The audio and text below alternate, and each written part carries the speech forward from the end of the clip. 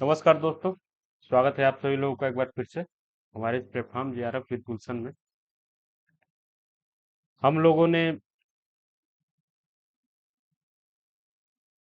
एक पेपर जो है पूरा डिस्कशन कर लिया है, जो 28 फरवरी 2023 को फर्स्ट शिफ्ट में जो हिस्ट्री का पेपर हुआ था उसको हम लोगों ने बहुत ही अच्छे तरीके से डिस्कस कर लिया है।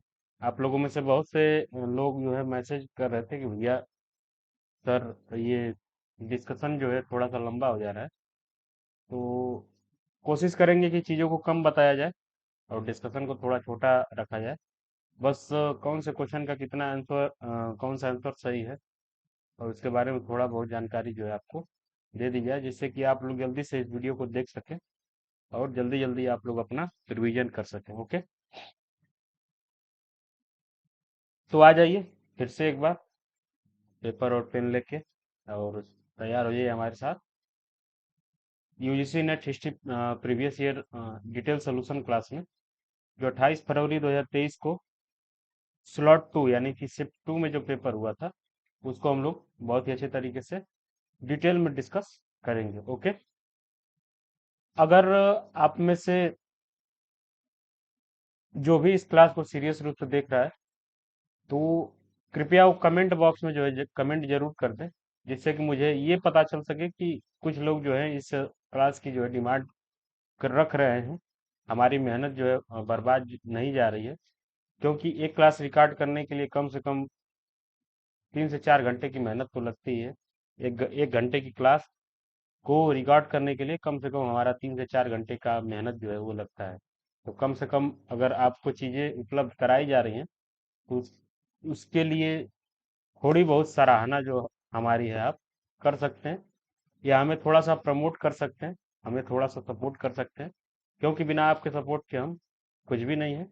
और जो भी हम कर रहे हैं आपके फायदे के लिए कर रहे हैं। तो आइए फिर से हम लोग क्लास को शुरू करते हैं और बहुत ही अच्छे तरीके से डिटेल डिस्कशन करते हैं। ओके, तो आज का जो पहला क्वेश्चन है वो है, महात्मा बुद्ध के प्रसिद्ध शिक्षक गुरु आलार निम्नलिखित में से किस गढ़ से संबंधित थे।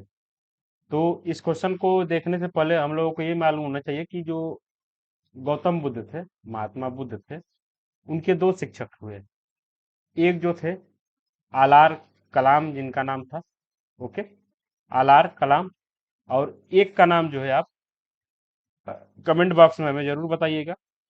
अगर आपको पता है तो जरूर बताइए, अगर नहीं पता है तो पता करके कमेंट बॉक्स में बताइए कि दूसरे शिक्षक जो थे महात्मा बुद्ध के, उनका क्या नाम था। ओके, अगर बात करें कि इसका जो सही आंसर है वो बहुत ही सिंपल है। केशपुत्र के जो कलाम थे वो महात्मा बुद्ध के आ, शिक्षक थे। जो आलार, उनका जो गढ़ था वो था केशपुत्र के कलाम। ओके, उसके बाद अगर देखें कि इनमें से सभी का जो है कुछ ना कुछ संबंध, इसको छोड़ के पावा के जो मल्ल थे, हम लोग सभी जानते हैं कि पावापुरी एक बहुत ही प्रसिद्ध जो है बौद्ध स्थान है। और कुशीनारा के जो मल्ल थे, कुशीनगर, जो उस समय कुशीनारा था, वो भी एक बहुत ही प्रसिद्ध बौद्ध स्थान है। तो इन दोनों का संबंध भी महात्मा बुद्ध के जीवन से बहुत अच्छा खासा रहा है।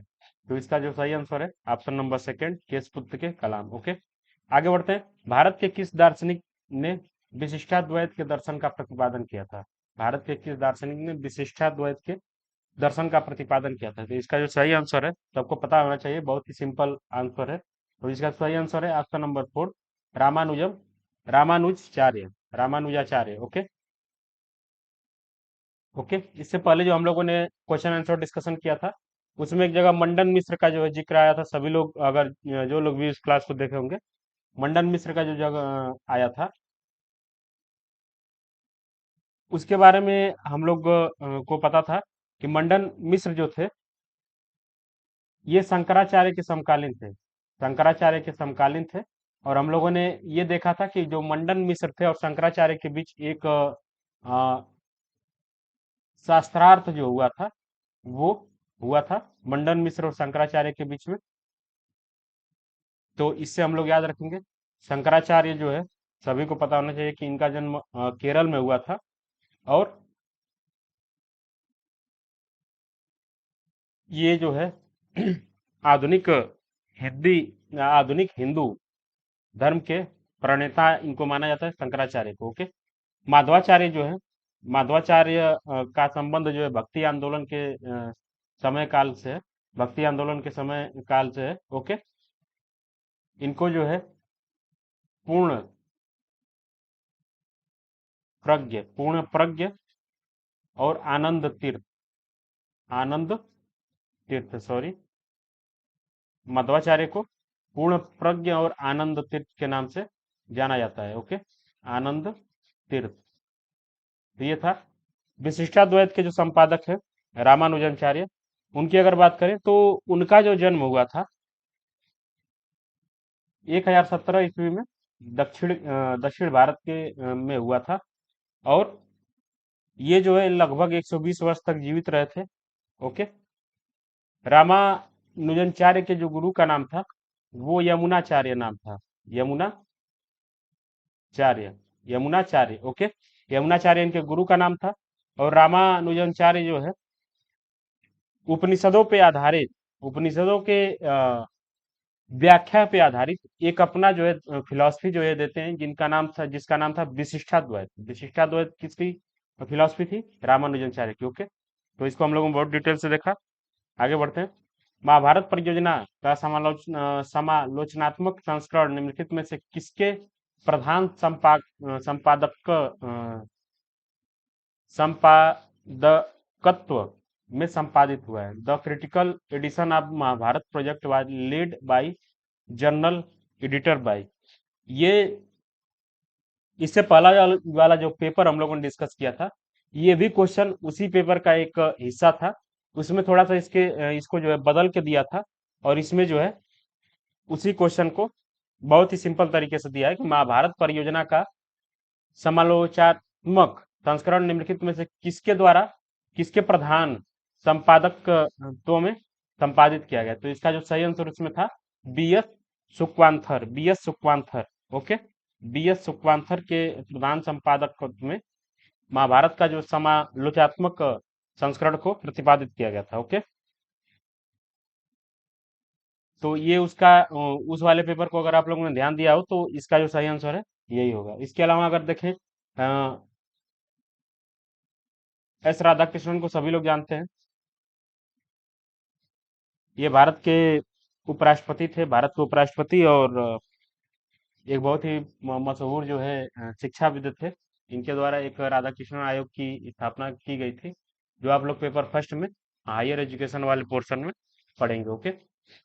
आर्यन दांडेकर, आर्यन डांग दांडेकर के बारे में अगर देखें तो इनका जो पूरा नाम है वो है रामचंद्र नारायण, रामचंद्र नारायण दांडेकर, रामचंद्र नारायण दांडेकर। ये जो एक भारतीय भाषा शास्त्री और वैदिक संस्कृत के विद्वान थे। इनका जन्म 1909 ईस्वी में महाराष्ट्र में हुआ था। दांडेकर से हम लोग समझ सकते हैं कि ये एक प्रकार का मराठी नाम है। तो इनका जन्म जो है महाराष्ट्र में हुआ था। ओके। और इन्हें जो है शिक्षा में जो है अतुलनीय योगदान के लिए पद्म भूषण से सम्मानित किया गया था, पद्म भूषण से। ओके। आरसी मजूमदार से सभी लोग परिचय है। ये एक बहुत ही मशहूर इतिहासकार है। और इनका जन्म जो है 1888 ईस्वी के आसपास हुआ था। 1888 ईस्वी के आसपास आरसी मजूमदार का जन्म जो हुआ था। ओके। आगे बढ़ते हम लोग। अगर आपको ये वीडियो अच्छी लग रही हो तो कृपया एक बार लाइक कर दें। और कमेंट तो आप लोग करना ही है। गंडरादित्य कौन थे? गंडरादित्य कौन थे? तो ये भी जो है बहुत ही सिंपल क्वेश्चन माना जा सकता है। सभी लोग जानते हैं कि जो चोल शासक थे उनमें से मैक्सिमम जो शासक थे उन्होंने गंडरादित्य की उपाधि जो है वो धारण की थी। गंडरादित्य जो है एक चोल शासक का नाम था। ओके।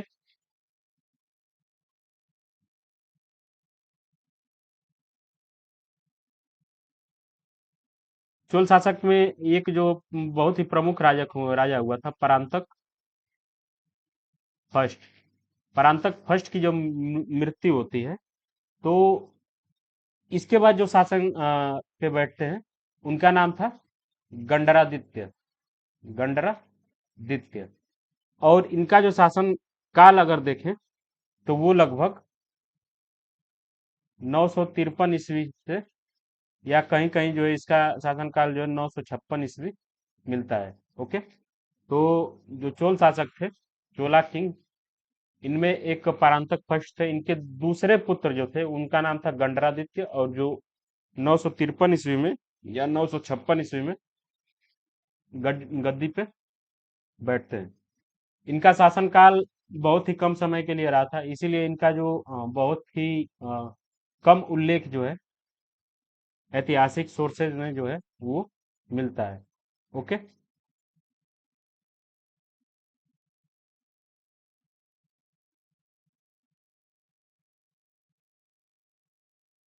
इनका शासन जो है 957 ईस्वी तक चला था। 953 से 957 ईस्वी तक चला था। ओके। तो इसमें और किसी को कोई दिक्कत नहीं होना चाहिए। गंडरादित्य कौन थे? परांतक फर्स्ट के दूसरे बेटे थे Gandaraditya. Okay. Was Gandaraditya. Gandaraditya was second son of Parantaka first. Okay. Who is a Chola king. निम्नलिखित में से कौन सा एक जैन ग्रंथ नहीं है? जैन ग्रंथ नहीं है। तो ये भी बहुत ही सिंपल क्वेश्चन जो है इस शिफ्ट में पूछे जा रहे हैं। सभी लोग देख सकते हैं कि इनमें से अगर देखा जाए, तो निशीथ सूत्र जो है वो भी जैन ग्रंथ है। तत्वा था गम सूत्र, ये भी जो है जैन ग्रंथ है। अभिधान चिंतामणि, ये भी जो है जैन ग्रंथ है। लेकिन यमक जो है वो जैन ग्रंथ नहीं है। ओके। अगर देखें कि यमक नामक कोई ग्रंथ जैन धर्म से संबंधित नहीं है। जैन ग्रंथों को सभी लोग जानते हैं, किस नाम से जाना जाता है? आगम। आगा नाम से जाना जाता है, ये सभी को पता है। और इसमें 12 अंग, 12 अंग, 12 अंग है, जिसको हम लोग द्वादशांग, द्वादशांग भी कहते हैं। द्वादशांग यानी कि 10 और 2 12 अंग। इसको कहीं कहीं द्वादशांग मिलेगा, और कहीं कहीं 12 अंग मिलेगा। तो जैन ग्रंथ के जो साहित्यिक स्रोत है उनको क्या बोलते हैं? आगम बोलते हैं। और यमक जो है वो कोई किसी भी प्रकार का जैन ग्रंथ नहीं है। इसके अलावा अगर देखें जो फेमस जैन लिटरेचर है, उसमें जो है भद्रबाहु के द्वारा लिखित जो है परिशिष्ट पर्वम, परिशिष्ट पर्वन,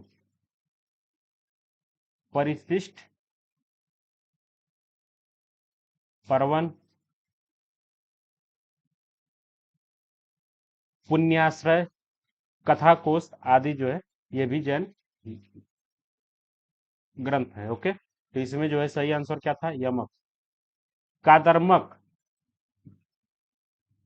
कादर्मक वंश का संस्थापक कौन था? कादर्मक वंश के संस्थापक कौन थे? तो इसका जो सही आंसर है चस्टन। चस्टन। ओके। कादर्मक वंश का संस्थापक जो है चस्टन था। और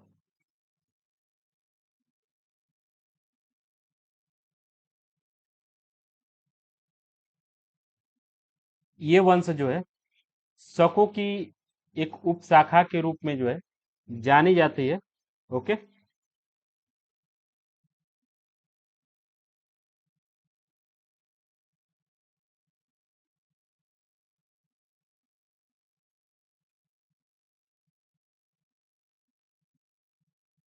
ठीक है। और इसका जो संस्थापक था वो कौन था? चस्टन था। ओके।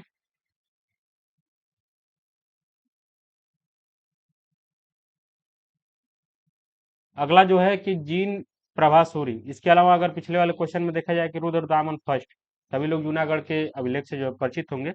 तो रुद्रदामन का जो फर्स्ट अभिलेख है, जिसमें जूनागढ़ का जो अभिलेख है उसमें सुदर्शन झील का जिक्र आता है। उसको 4 लोगों ने बारी बारी से जो है उसका जो निर्माण पुनर्निर्माण कार्य जो किया था, वो था रुद्रदामन के फर्स्ट के जूनागढ़ अभिलेख के सुदर्शन झील के बारे में। ओके। महाक्षत्रप जो है शकों के द्वारा जो है ली जाने वाली एक उपाधि है, सभी लोग जानते हैं। आ, इसके बारे में हमें नहीं पता। महाक्षत्रप और रुद्रदामन को मैंने आपको बताया। ओके। जिन प्रभासूरी द्वारा रचित विविध धतीर्थ विविध तीर्थकल्प निम्नलिखित में से किस पवित्र शहर के बारे में एक खंड को शामिल किया गया है? जिन प्रभा सूरी द्वारा रचित विविध तीर्थकल्प में निम्नलिखित में से किस पवित्र शहर के बारे में एक खंड को शामिल किया गया है? तो सभी लोगों को पता होना चाहिए कि जिन प्रभा सूरी कौन थे। जिन प्रभा सूरी तुगलक वंश में जब एमबीटी का शासनकाल था, एमबीटी मतलब मोहम्मद बिन तुगलक। ओके। तो इसके समकालीन थे जिन प्रभा सूरी। ओके। और ये जो है एक बहुत ही प्रसिद्ध उस समय काल के जैन विद्वान थे। जैन विद्वान थे जिन प्रभा सूरी। और इनके द्वारा रचित जो प्रमुख एक पुस्तक है विविध तीर्थकल्प, इसमें जो है इन चारों में से कांचीपुरम का भी जिक्र नहीं मिलता है, वाराणसी का भी जिक्र नहीं मिलता है, अयोध्या का भी जिक्र नहीं मिलता है, और जिक्र मिलता है मथुरा का। ओके। तो आप लोगों से यह भी क्वेश्चन पूछा जा सकता है कि जिन प्रभासूरी निम्नलिखित में से किस वंश के समकालीन थे? तो आप लोगों को याद रखना है तुगलक वंश के समकालीन थे। और तुगलक वंश में किसके समकालीन थे? तो वो थे मोहम्मद बिन तुगलक के समकालीन।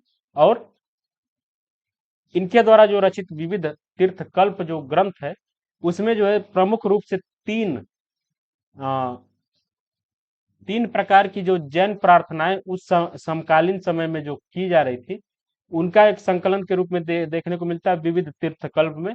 और इसमें जो है मथुरा नामक शहर की जानकारी जो इससे मिलती है। ओके।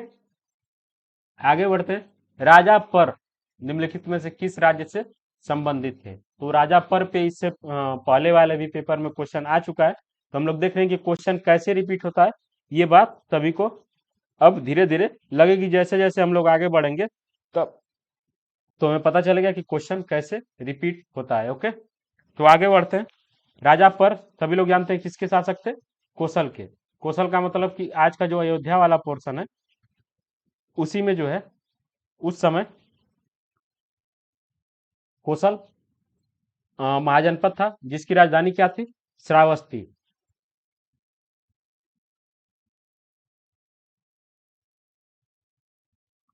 श्रावस्ती उस समय की कौशल की राजधानी थी। और कौशल की दो राजधानियां जो है देखने को मिलती है। एक थी श्रावस्ती और दूसरी जो थी उसे हम लोग कुशावती के नाम से जानते हैं। तो कौशल महाजनपद की दो राजधानियां थी, जो आज का अयोध्या है वर्तमान में। उस समय वहां पे कौशल महाजनपद था, जिसकी दो राजधानियां थी, श्रावस्ती और कुशावती। तो पर राजा जो थे वो कौशल महाजनपद से रिलेटेड थे। ओके। काशी का सभी लोग जानते हैं मल्ल। अभी मल्ल के ऊपर हम लोगों ने इसी पेपर के पहले क्वेश्चन में बहुत अच्छे से जिक्र किया। कंबोज की राजधानी के बारे में कई बार पूछा जाता है। तो इसकी जो राजधानी थी कई जगह देखने को मिलती है, वो मिलती है राजपुर हाटक। राजपुर हाटक भी है। और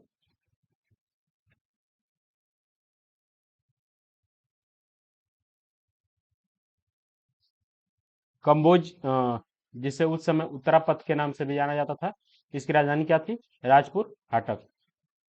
इसके बाद अगला जो क्वेश्चन है कि अशोक के निम्नलिखित में से किस शिलालेख की प्रति एक कटोरे पे उत्कीर्ण पाई गई? मतलब कि इन चारों शिलालेखों में से किसकी एक प्रति जो है एक कटोरे पे उत्कीर्ण पाई गई थी? ओके। तो इसका जो सही आंसर है वो आंसर है ऑप्शन नंबर सेकेंड, सातवां दीर्घ शिलालेख। सभी लोग जानते हैं कि अशोक का सबसे बड़ा जो शिलालेख है वो कौन सा है? सातवां अभिलेख है। ओके। और इसमें अगर देखें कि कौन सी किसके बारे में बात किया गया, तो अशोक के सातवें अभिलेख में लोगों को धम्म श्रावण के संदेश दिए गए हैं। जो बौद्ध का जो धम्म था जिसको अशोक ने अपनाया था, उसके श्रावण यानी कि धम्म को सुनने का संदेश दिया गया है। इसके अलावा जो है सभी संप्रदाय के लोगों को सभी जगह निवास करें, क्योंकि सभी आत्म संयम या आत्मशुद्धि चाहते हैं। ये बोला गया था कि किसी भी संप्रदाय के लोग कहीं भी निवास कर सकते हैं, क्योंकि अशोक के शासनकाल में जब कलिंग का युद्ध हो गया था, उसके बाद जब इसने बौद्ध धर्म को अपनाया, तो वो अपने राज्य में पूरी तरीके से शांति और शालीनता जो है वो चाहता था। इसके बाद अगर देखें कि अशोक का जो 13वां शिलालेख है, उसमें सबसे महत्वपूर्ण जानकारी क्या मिलती है कि कलिंग का जो युद्ध हुआ था, अशोक और अशोक के समय काल में जो कलिंग का युद्ध हुआ था, उसका जो जिक्र मिलता है हमें 13वें शिलालेख में मिलता है। ओके। इसी शिलालेख में धम्म विजय के साधारण विजय से अधिक कल्याणकारी बताया गया है। जब अशोक का कलिंग शिलालेख कलिंग का युद्ध हुआ था, उसमें बोला गया था कि हम मार काट करके किसी पर विजय पाने की उपेक्षा जो है, उसके ऊपर अपना धम्म के द्वारा जो है विजय प्राप्त करें। 8वें शिलालेख की बात करें तो ये शिलालेख जो है अशोक के राज्याभिषेक के 10वें वर्ष, यानी कि अशोक का जो जब राज्याभिषेक हुआ था, लगभग 269 BC के 10वें वर्ष, बिहार यात्रा बिहार यात्रा के स्थान पे धम्म यात्रा करने का विवरण दिया गया। धम्म यात्रा के बारे में आपसे पूछा जा सकता है कि धम्म यात्रा की जिक्र अशोक के किस दीर्घ शिलालेख में मिलती है, तो आप लोगों को याद रखना है 8वां दीर्घ शिलालेख में। 11वें की बात करें तो इसमें धम्मदान की जो है वर्णन जो है अशोक के 11वें शिलालेख में मिलती है। इसके बाद आगे अगर देखें, name the Buddhist test that so caste was not rigidly tied to a craft। उस बौद्ध धर्म ग्रंथ का नाम बताइए जो यह दर्शाता है कि जाति शिल्प के अनन्य तरीके से तहबद्ध नहीं थी। ओके। तो जो इसका सही आंसर माना गया है वो है 10 ब्राह्मण जातक। 10 ब्राह्मण जातक के बारे में अगर देखें तो इसी में जो है दिखाया गया है कि जाति शिल्प के अनन्य तरीके से सहबद्ध नहीं थी। मतलब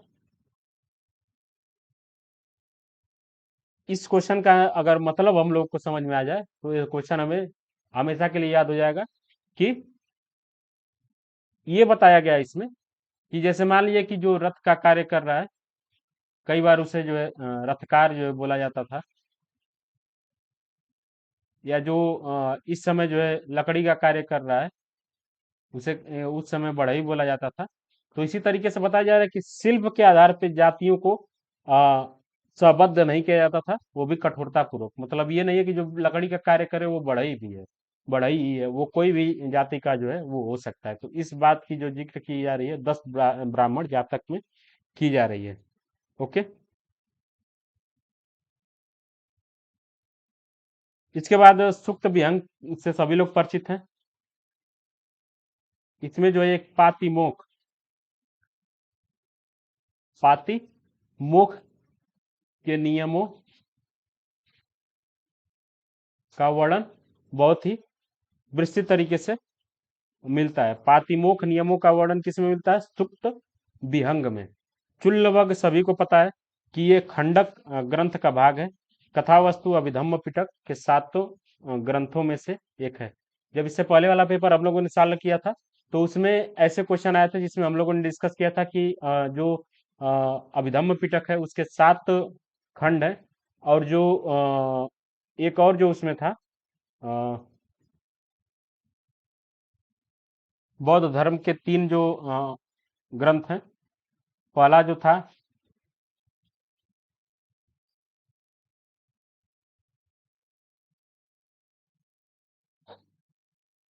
अभिधम, दूसरा था सुक्त पिटक, सुक्त पिटक, तीसरा जो अभी हमको याद नहीं आ रहा, इससे पहले वाले क्वेश्चन में इससे पहले वाले पेपर में बहुत ही अच्छे से डिस्कस किया गया था कि जो सुक्त पिटक था, इसके लगभग 15 भागों के बारे में हम लोगों ने बात किया था कि इसके 15 भाग हैं। अभिधम्म पिटक के 7 खंड है। 7 खंड में जो है एक चुल्लवग है। ओके। चुल्लवग भी अभिधम्म पिटक के एक खंड के रूप में जाना जाता है। तो इसमें इसका जो सही आंसर था 10 ब्राह्मण जातक था। ओके। इसके बाद है कि हु रोड द बुक चतुष्टिका। चतुष्टिका नामक ग्रंथ किसने लिखा था? तो ये भी सबको पता होना चाहिए कि इस ग्रंथ का लेखक कौन थे? आर्यदेव। ओके। आर्यदेव जो है नागार्जुन के, नागार्जुन जिन्होंने शून्य की खोज की थी सभी लोग जानते हैं। इनके एक शिष्य थे जिनका नाम था आर्यदेव। ओके। आर्यदेव, सभी लोग जानते हैं कि नागार्जुन किस बौद्ध संप्रदाय के थे? महायान बौद्ध संप्रदाय के। तो आर्यदेव भी किस संप्रदाय के होंगे? महायान बौद्ध संप्रदाय के। ओके। आर्यदेव को काणदेव, काणदेव और बोधिसत्व देव के नाम से भी जाना जाता है। तो इस चीज को थोड़ा सा आप लोग ध्यान दीजिएगा। चतुष्टिका नामक ग्रंथ की रचना किसने की थी? आर्यदेव, जो नागार्जुन के एक शिष्य थे। नागार्जुन जिन्होंने शून्य की खोज की थी वो महायान बौद्ध संप्रदाय के अनुयायी थे। और आर्यदेव जो है नागार्जुन के शिष्य थे, जिनको काणदेव और बोधिसत्व देव के नाम से भी जाना जाता है। ओके। इसके बाद नागार्जुन अश्वघोष के बारे में सभी लोग जानते हैं। असंग के बारे में थोड़ा सा देख लेते हैं कि ये भी जो है एक प्रसिद्ध बौद्ध दार्शनिक थे। असंग, असंग जो है एक प्रसिद्ध बौद्ध दार्शनिक थे। और इनके बारे में भी हम लोग पहले जिक्र कर चुके हैं कि एक जो हम लोगों ने वसुबंधु को पढ़ा था, वसुबंधु, उनके जो अग्रज थे, बड़े भैया, उनका नाम था असंग। ओके। तो हम लोग देख रहे हैं कि कैसे जो क्वेश्चन दो ही शिफ्ट में कैसे जो है क्वेश्चन, बहुत सारे क्वेश्चन कोरिलेट कर रहे हैं एक दूसरे से। ओके। हथनौरा के प्रतिरूप निम्नांकित किससे संबंधित है? सभी को ये पता होना चाहिए कि हथनौरा में जो अ, मानव का जो अवशेष मिला था वो था होमो इरेक्टस, होमो इरेक्टस। ओके।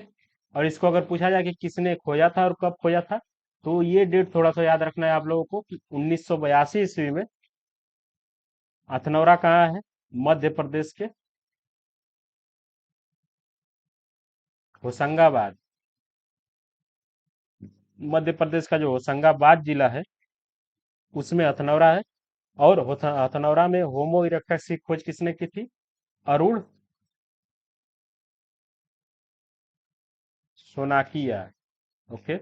आपको इतना याद रखना है कि भारत में जो मानव का पहला कंकाल मिला था वो हथनौरा में मिला था। और इसकी जो प्रजाति थी वो होमो इरेक्टस थी। इसकी खोज 1982 ईस्वी में मध्य प्रदेश के होशंगाबाद जिले में हुआ था। और इसकी खोज किसने की थी? अरुण सोनकिया। ओके। इसके बाद होमो हैबिलस के बारे में थोड़ा सा देखें। तो ये जो है होमो हैबिलस मानव का जो प्रजाति है, ये आधुनिक मानव का सबसे पुराना, आधुनिक मानव जो है इसका जो सबसे पुराना प्रजाति माना जाता है, पुराना प्रतिपक्षी माना जाता है, वो होमो हैबिलस है। होमो सैपियंस का मतलब ये होता है कि बुद्धिमान मानव। ओके।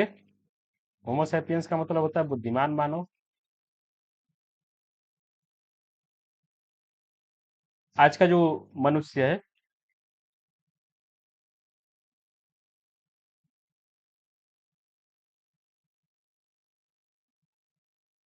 हम लोग होमो सैपियंस ही माने जाते हैं। और नियंत्रण थल का भी मतलब लगभग ये होता है कि ये पाश्विक रूप से मस्तिष्क क्षमता लगभग आधुनिक, ये जो है पशु के रूप में पाए जाते थे, पाश्विक रूप में पाए जाते थे। और इनकी जो मस्तिष्क क्षमता है वो लगभग आज के वर्तमान मानव के बराबर थी। तो हथनौरा के बारे में थोड़ा सा जिक्र हम लोगों ने किया। हथनौरा की खोज 1982 ईस्वी में अरुण कुमार सोनाकिया के द्वारा होशंगाबाद जिले मध्य प्रदेश में 1982 ईस्वी में हुआ था। ओके। कौन सा मानव थे? होमो इरेक्टस। यहाँ से आपको ये जो है कभी नहीं भूलना चाहिए। आगे चलते हैं। उत्तरवैनी नामक पुरातात्विक स्थल आरंभिक पूरा पाषाणिक शिल्प उपकरण प्राप्त हुए वो निम्नलिखित में से किस जगह है? The archaeological site of Uttaravaini which yielded early palaeolithic artefacts is located in. तो सभी को पता होना चाहिए कि उत्तरवैनी जो है वो जम्मू कश्मीर का एक प्रसिद्ध पुरातात्विक स्थल है, जहाँ से आरंभिक पूरा पाषाणिक काल के उपकरण जो है वो प्राप्त हुए थे। ओके। जम्मू कश्मीर के कुछ पुरातात्विक स्थल के बारे में हम लोगों ने इससे पहले वाले पेपर में डिस्कस किया था, जैसे कि गुप्त कराल, गुप्त कराल, जयदेवी उदर, मार्तंड, हरिपरिगोम, ये जो है उस समय के नौ पाषाणी काल स्थल थे। ओके।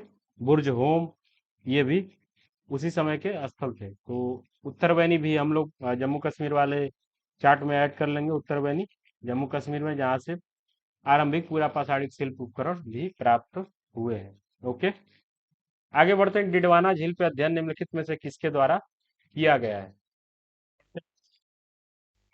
थोड़ा सा मैं चेक कर लेता हूँ कि रिकॉर्डिंग ऑन है। ओके। डिडवाना झील पर अध्ययन निम्नलिखित में से किसके द्वारा किया गया था? डिडवाना झील पे अध्ययन जो है वो गुरदीप सिंह के द्वारा किया गया था। गुरदीप सिंह जो है research school of Pacific studies and Australian National University University नेस research school of Pacific study और ऑस्ट्रेलियन नेशनल यूनिवर्सिटी कैनबरा के एक रिसर्चर थे। और इनके द्वारा जो है डिडवाना झील पे अध्ययन किया गया था। तो एनटीए ने इसका जो सही आंसर माना है वो गुरदीप सिंह को माना है। डिडवाना की बात करें तो सभी लोग जानते हैं कि डिडवाना झील कहाँ है? भारत के राजस्थान में है। भारत के राजस्थान में स्थित एक खारे पानी की झील है। ओके। यहाँ से जो है आदिमानव के जीवाश्म प्रागैतिहासिक और पाषाण काल के अलावा गुप्त प्रतिहार से लेकर मुगल तक की जानकारियां प्राप्त होती हैं डिडवाना से। ओके। आर डी बनर्जी के बारे में अगर देखें, राखलदास बनर्जी सभी लोग जानते हैं। हड़प्पा सभ्यता की खोज, राखलदास बनर्जी। ओके। बसंत सिंधे, दयाराम साहनी और राखलदास बनर्जी दोनों लोगों का महत्वपूर्ण नाम जो है हड़प्पा की सभ्यता से जोड़ा जाता है। बसंत सिंधे महाराष्ट्र के प्रख्यात इतिहासकार और पुरातत्वविद थे। बसंत सिंधे ये भी इतिहासकार हैं। एनजी मजूमदार के बारे में सभी लोग जानते हैं। ननी गोपाल मजूमदार, एनजी मजूमदार का जो नाम आप लोगों ने पहली बार सुना होगा, उनका जो पूरा नाम है ननी गोपाल मजूमदार। ननी गोपाल मजूमदार भारत के प्रसिद्ध जो है पुरातत्वविद थे। इन्होंने चनहुदड़ो का नाम सभी लोग सुना होगा। सिंधु घाटी सभ्यता में चंदुदड़ो की खोज किसने की थी? एनजी मजूमदार ने। इसके अलावा इन चंदुदड़ो के अलावा जो इन्होंने 62 पुरातात्विक स्थलों की खोज की थी। सिंध में 62 इंडस वैली सिविलाइजेशन के स्थलों की खोज की थी, जिसमें सबसे महत्वपूर्ण जो था वो चनहुदड़ो था। ओके। आगे बढ़ते हैं। निम्नलिखित में से किस नेता ने सुभाष चंद्र बोस पे आधारित फिल्म भारत की राष्ट्रीय सेना से संबंधित फुटेज तस्करी के माध्यम से प्राप्त करने में महत्वपूर्ण भूमिका निभाई थी? तो इसका जो सही आंसर उस समय माना गया था वो था सरदार वल्लभ भाई पटेल। ओके। सरदार वल्लभ भाई पटेल के बारे में सभी लोग जानते हैं कि ये जो है पेशे से एक वकील थे और भारत के पहले उप प्रधानमंत्री थे और गृह मंत्री थे, सभी लोग जानते हैं। ओके।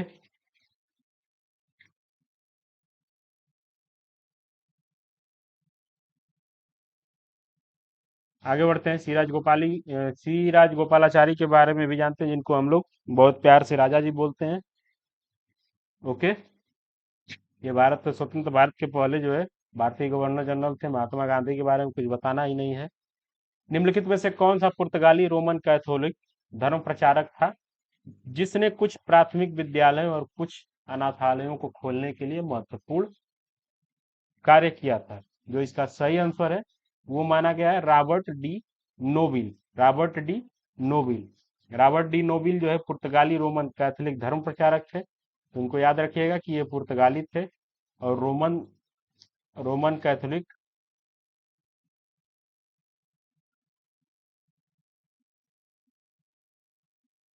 धर्म प्रचारक थे। ओके। इसके अलावा इनके बारे में पूछा जाए कि ये भारत कब आए थे, तो 1605 ईस्वी में ये भारत आए थे। 1605 ईस्वी को हम लोग क्यों महत्वपूर्ण मानते हैं?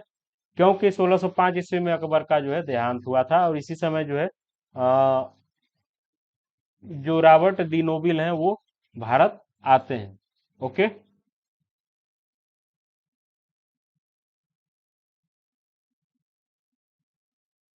मैक्स मुलर का एक रॉबर्ट डी नोबिल के लिए एक जो कथन जो मैक्स मुलर के द्वारा दिया गया है वो है कि मैं यहाँ केवल प्रथम यूरोपीय संस्कृत विद्वानों के रूप में उनके बारे में ही बात कर सकता हूँ। अगर मैक्स मुलर जो है रॉबर्ट डी नोबिल के बारे में लिखते हैं कि अगर मैं बात करूं कि भारत में प्रथम रोमन संस्कृति को फैलाने का जो कार्य किया था वो रॉबर्ट डी नोबिल ने किया था, तो इसीलिए ये थोड़ा सा इम्पोर्टेंट है। ये पुर्तगाल से थे और 1605 ईस्वी में भारत आते हैं। और ये जो है भारत के धर्म कैथोलिक धर्म प्रचार प्रसार के साथ साथ कुछ अन्य प्राथमिक विद्यालयों का भी और अनाथालयों को भी खोलने का कार्य किया। आगे बढ़ते हैं, निम्नलिखित में से किसने जो है बैरिस्टर बनने के लिए इंग्लैंड जाने से पहले मॉनियर विलियमसन को उनके संस्कृत अंग्रेजी शब्दकोश को तैयार करने में सहायता की थी? तो ये जो इसका सही आंसर माना गया है एनटीए के द्वारा वो था option number third, Shyamji Krishna Verma. Shyamji Krishna Verma किस लिए प्रसिद्ध है? क्योंकि इन्होंने लंदन में एक इंडिया हाउस खोला था। इंडिया हाउस, इंडिया हाउस खोला था लंदन में। और इसके अलावा जो है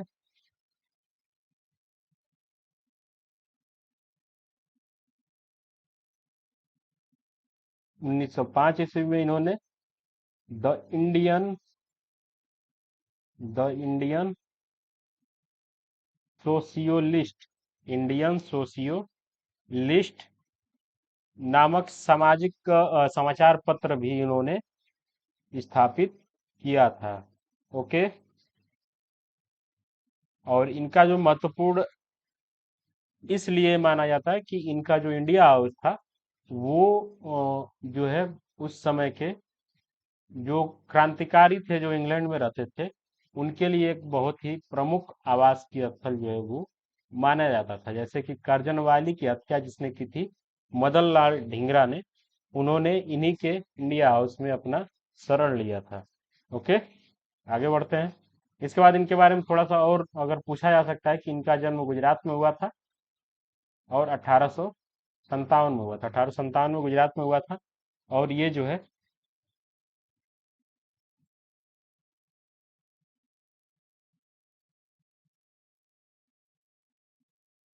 द इंडियन सोशलिस्ट नामक समाचार पत्रिका 1905 ईस्वी में प्रकाशित करते हैं। और इंडिया हाउस की स्थापना जो है श्यामजी कृष्ण वर्मा के द्वारा किया जाता है।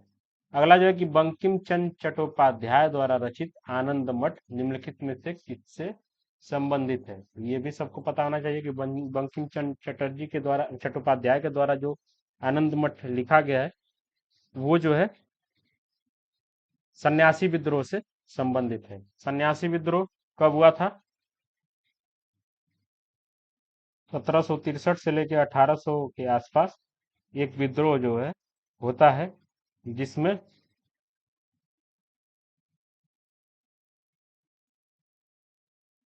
जिसके आधार पे इन्होंने आनंद मठ की रचना की थी। ओके। सन्यासी विद्रोह के कुछ अगर महत्वपूर्ण नेताओं के बारे में देख लिया जाए तो जो सबसे महत्वपूर्ण था वो था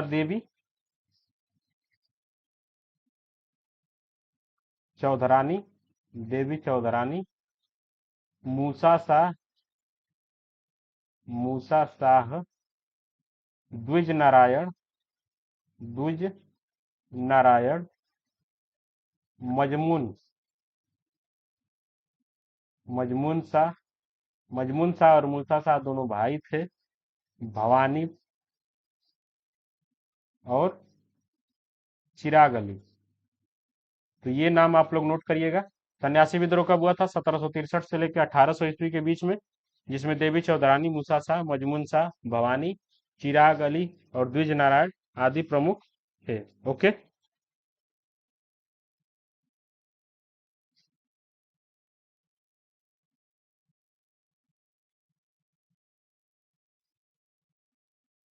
ओके।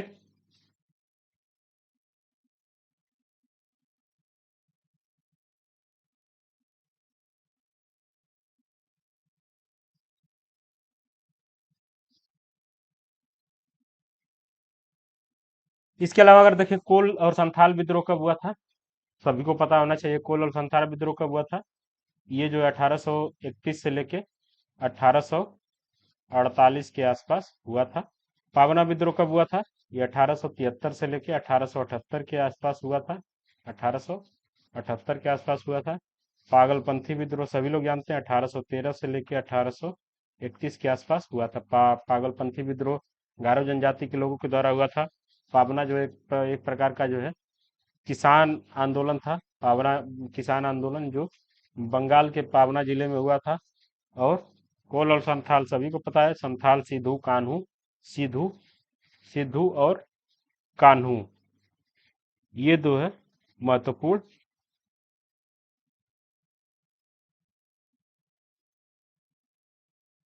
कोल और संथाल, सॉरी यहाँ दोनों अलग अलग होते हैं, सभी को पता होना चाहिए। संथाल विद्रोह जो है ये 1856 ईस्वी में हुआ था, 1856 ईस्वी में। और कोल विद्रोह जो है 1831 से लेकर 1848 तक चला था। ओके, आगे बढ़ते हैं।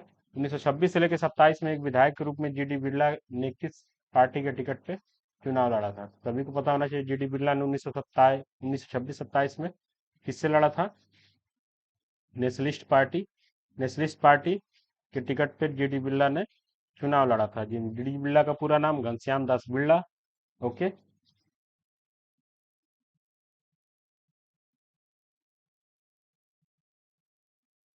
ओके। जीडी बिरला के बारे में थोड़ा सा देखें तो इनकी जो कुछ महत्वपूर्ण पुस्तकें हम लोग नोट कर लेंगे। इसमें है रुपए की कहानी, रुपए की कहानी, ठीक, बापू, जमला लाल बजाज,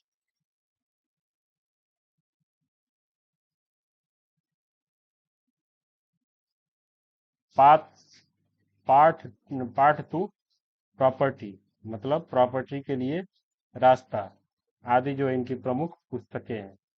ओके, भारतीय राष्ट्रीय कांग्रेस के बारे में सभी लोग जानते हैं, 1885 ईस्वी, 1885। स्वराज पार्टी सभी लोग जानते हैं, 1923। लिबरल पार्टी 1910 ईस्वी, सभी लोग जानते हैं। ओके, आगे बढ़ते हैं। निम्नलिखित में से किसने विधवा विधवा पुनर्विवाह के समर्थन के रूप में गुजराती भाषा में सत्य प्रकाश को प्रारंभ किया था। सत्य प्रकाश का प्रारंभ गुजराती भाषा में किसने किया था, करसनदास मूलजी। करसनदास मूलजी जो है गुजराती भाषा में सत्य प्रकाश का जो है प्रारंभ इन्होंने किया था, ये सबको मालूम होना चाहिए। ओके, इसके बाद सत्य प्रकाश जो है इसकी भाषा सभी ने देखी, गुजराती। और ये एक प्रकार की साप्ताहिक पत्रिका थी। साप्ताहिक यानी कि हफ्ते में एक बार आती थी, 7 दिन में एक बार, 7 दिन में एक बार। Okay, M M G Ranade के बारे में सभी लोग जानते हैं। हम थोड़ा सा देख लेते हैं भंडारकर के बारे में। आर जी भंडारकर, जिनका पूरा नाम है रामकृष्ण गोपाल भंडारकर, रामकृष्ण गोपाल भंडारकर। रामकृष्ण गोपाल भंडारकर जो है वो भारत के एक प्रसिद्ध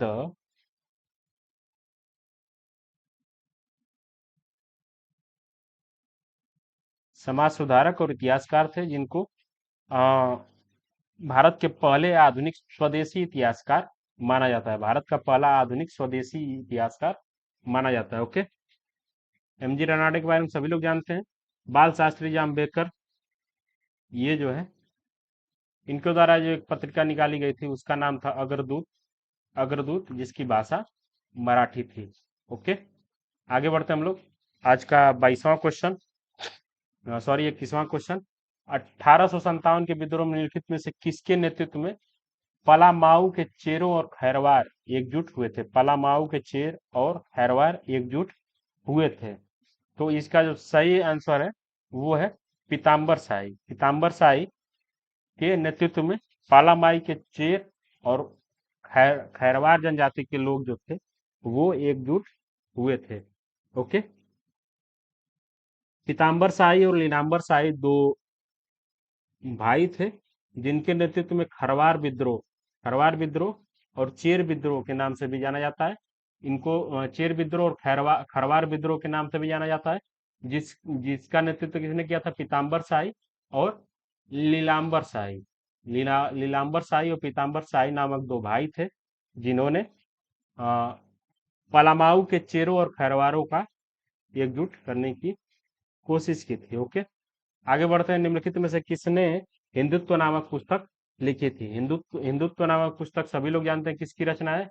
बीडी सावरकर। बीडी सावरकर ने हिंदुत्व नामक पुस्तक की रचना की थी।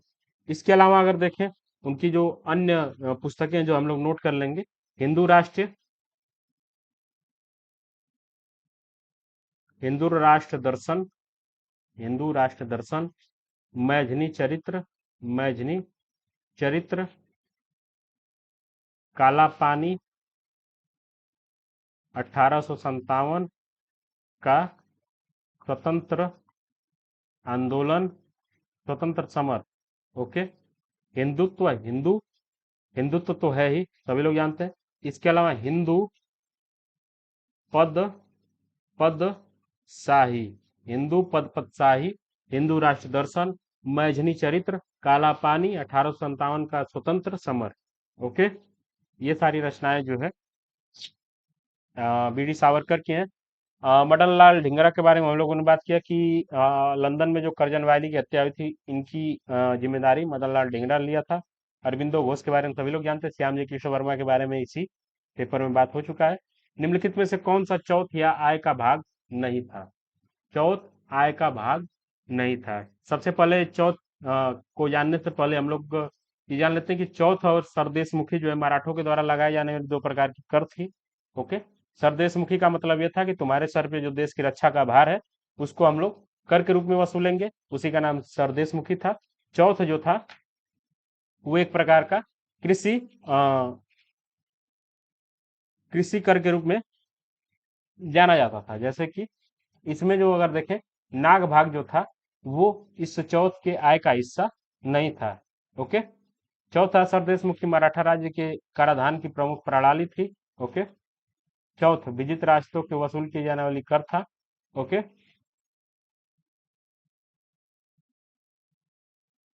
चौथ एक प्रकार का सैन्य कर था। ओके, सैन्य कर था, आप लोग याद रखिएगा। चौथ जो था एक प्रकार का सैन्य कर था, और ये जिन क्षेत्रों को जीतते थे, मराठा जिन भी क्षेत्रों को जीतते थे, उसमें जो है सैन्य अपने सैन्य खर्चे को निकालने के लिए वहां से चौथ वसूलते थे। ओके, इसके कुछ जो भाग थे वो थे बबती, आय का 25% भाग राजा के लिए सुरक्षित रखा जाता था। जितनी भी चौथ वसूली जाती थी उसका 25% हिस्सा राजा के लिए सुरक्षित रखा जाता था, जिसका नाम था बबती। बबती यहाँ पे है। सहोत्रा, सहोत्रा जो था आय का 6% भाग जो है पंथ सचिव के लिए सुरक्षित रखा जाता था। सहोत्रा, सहोत्रा जो है पंथ सचिव के लिए 6% भाग जो है वो सुरक्षित रखा जाता था। नाडगौंडा, नाडगौंडा जो है आय का 3% भाग राजा के इच्छा पर निर्भर करता था। आय का 3% भाग नाड गोंडा जो था वो राजा के इच्छा पर निर्भर करता था। अगर राजा चाहे तो उससे सैन्य पे खर्चा कर सकता है, राजा चाहे तो उससे सभा में नृत्य का आयोजन कर सकता है, संगीत का आयोजन कर सकता है, किसी को जो है भोजन के लिए बुला सकता है। ये राजा के इच्छा पे था। तो नाद गोंडा जो था ये 3% था, और ये राजा के इच्छा पे था। इसके अलावा एक और जो सबसे था लास्ट में, वो था मोकास। मोकास जो था आय का 66% हिस्सा मराठा सरदारों को घुड़सवार रखने के लिए दिया जाता था। मराठा सरदारों को घुड़सवार रखने के लिए दिया जाता था। तो चार हिस्से जो थे एक बार फिर से हम लोग देख लेंगे। बप्ती क्या था? 25% हिस्सा जो राजा के लिए सुरक्षित था। सौतरा जो था 6% जो पंथ सचिव के लिए था। नादगुंडा जो था 3% जो राजा के सहयोग, राजा के इच्छा पर निर्भर करता था। और नाग भाग न होके इसके स्थान पे था मोकास। मोकास जो था वो था 66%। 66% जो मराठा सरदारों को घुड़सवार रखने के लिए दिया जाता था। ओके, आगे जब बढ़ेंगे हम लोग देखेंगे कि मलय के ताइपिंग में सितंबर 1943 ईस्वी में आजाद हिंद फौज की एक नई रेजिमेंट स्थापित की गई थी, जिसके सिपाहियों ने इसे आजाद हिंद फौज में एक नई रेजिमेंट स्थापित की गई थी, जिसके सिपाहियों ने इसे क्या नाम नाम दिया था? सुभाष ब्रिगेड जो नाम दिया गया था वो अ, मलय के ताइपिंग में 1943 ईस्वी में आजाद हिंद फौज की एक नई रेजिमेंट स्थापित की गई थी, जिसको सुभाष ब्रिगेड के नाम से जाना जाता था। झांसी रानी ब्रिगेड जो था वो उसमें एक महिला ब्रिगेड था, जिसको झांसी रानी ब्रिगेड बोला जाता था। गांधी ब्रिगेड भी था उसमें, जिसकी स्थापना सुभाष चंद्र बोस ने खुद की थी। ओके।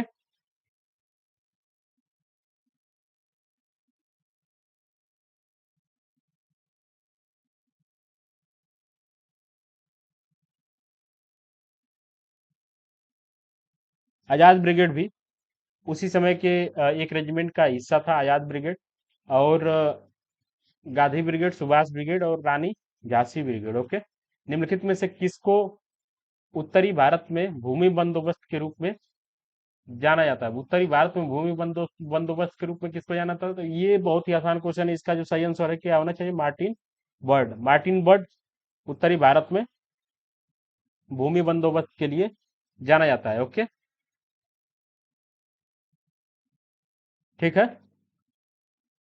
बंगाल बिहार उड़ीसा का जो क्षेत्र था, पश्चिमी प्रांत में बनारस खंड और उत्तरी कर्नाटक की भूमि स्थायी बंदोबस्त अर्थात जमींदारी प्रथा प्रचलित थी, जो समस्त भारत की 19% भूमि पे थी। ओके। तीन प्रकार की जो विशेषताएं थी, रैयतवाड़ी, महालवाड़ी और स्थाई। स्थाई को सभी लोग जानते हैं, किसने किया था? कार्नवालिस। कार्नवालिस। महाल को किसने किया था? Holt Mackenzie. Holt Mackenzie. और रैयत को किसने शुरू किया था? मार्टिन बर्ड और एलेक्जेंडर रीड। मार्टिन बर्ड और एलेक्जेंडर रीड, इन्होंने इसकी स्थापना की थी। ओके। तो ये हम लोगों ने देखा आज के 25 क्वेश्चन। आज का जो 25 क्वेश्चन था बहुत ही इजी था, और हमें उम्मीद है कि आपको ये सेशन अच्छा लगा हो। अगर ये सेशन आपको अच्छा लग रहा हो, एक क्वेश्चन हम लोग शायद भूल रहे हैं। ओके। 26वें क्वेश्चन को भी, सॉरी नहीं, 25 क्वेश्चन है, इसको अगले वीडियो में हम लोग देखेंगे। तो अगर आपको ये सीरीज अगर पसंद आ रही हो, या हमारा ये वीडियो जो है या डिस्कशन क्लास जो भी है, अगर ये पसंद आ रहा है, तो इस वीडियो को लाइक कर दें, और इस वीडियो के कमेंट में कुछ ना कुछ कमेंट करें, कि जिससे हमें ये लगे कि आप सीरियस रूप से ये वीडियो देख रहे हैं।